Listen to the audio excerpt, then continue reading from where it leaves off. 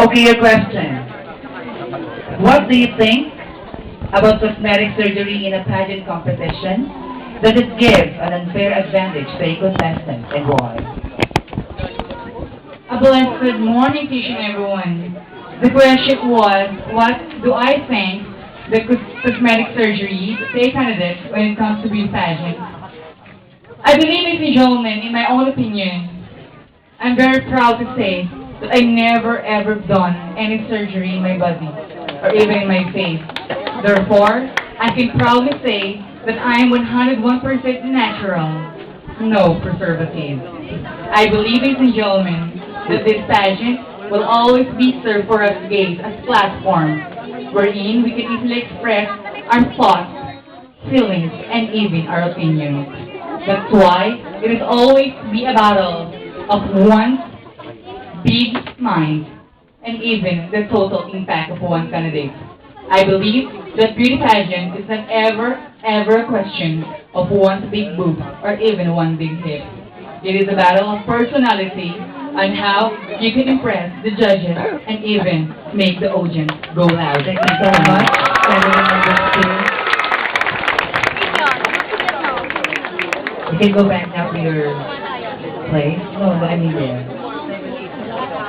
Candidate number 9, Ms. Angelica Pangaliban. Same question, what do you think about cosmetic surgery in a pageant competition?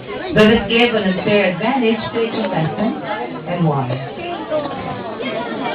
Okay, thanks for that wonderful question. I don't want to become a hypocrite to everyone that I am experienced and done some cosmetic surgery in my body.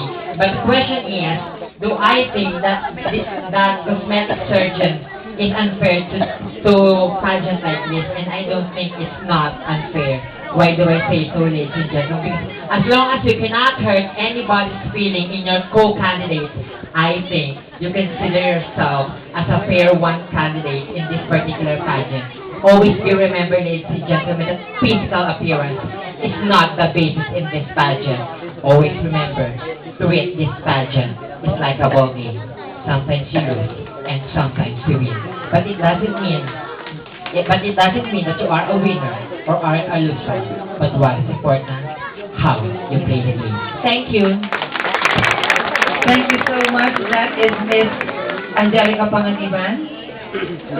Ms. Marjorie Santillan. Same question, what do you think about cosmetic surgery in a pageant competition? Does it give an unfair advantage to a contestant, and why? Well, sa pag-ikot ng agham ng teknolohiya, nagkakaroon ng evolusyon. Evolusyon na nagbibigay sa atin ng pagkakataong hindi mapaganda, malimang sa ating kagandahan. Para sa akin, ito po ay karapatan ng bawat isa na maging maganda. Pero para sa akin, hindi lamang po labas ang kailangan natin pagandahin, kundi pati ang loob. Kaya ang simple lang po ang dapat natin gawin. Gawin mo mabuti para sa iyong sarili. Ang maganda para sa iyong kapwa.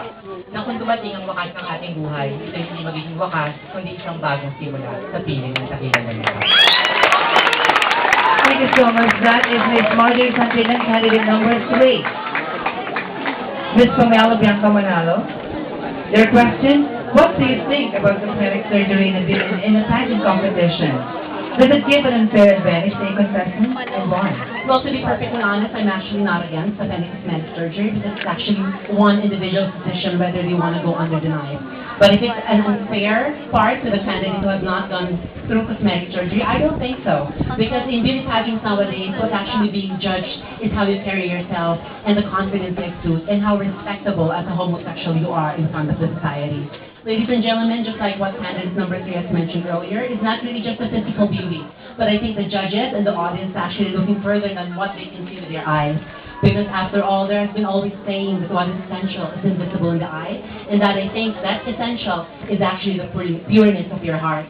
And how good you are towards others. And how you respect others the way you would want others to respect you. I've always been a believer that being beautiful may sometimes be good. But being good will always be beautiful. Thank you. Thank you, Ms. Pamela Bianca Manalo, candidate number 8.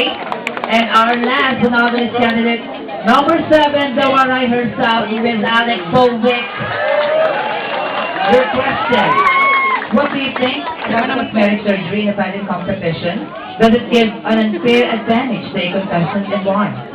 At this very point of time, it's really very unfair because I hear already all the questions for 4 times. But definitely going directly to the person, to the situation, it is definitely an edge if you do want to be enhanced. It is a right of everybody, an individual who wants to become beautiful. If it will definitely add confidence, then go for it. But nobody can ever intrude into the needle part if you got what this. Because your mind is much more prettier than what you call a beautiful face and a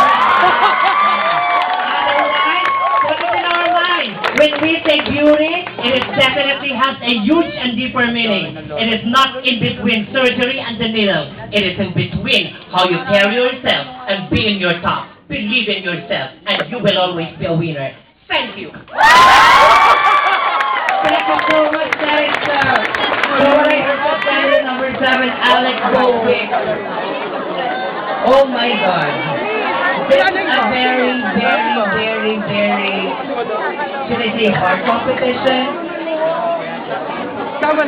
Mananalo ba ang Tagalog? Or should I say, the winner should come?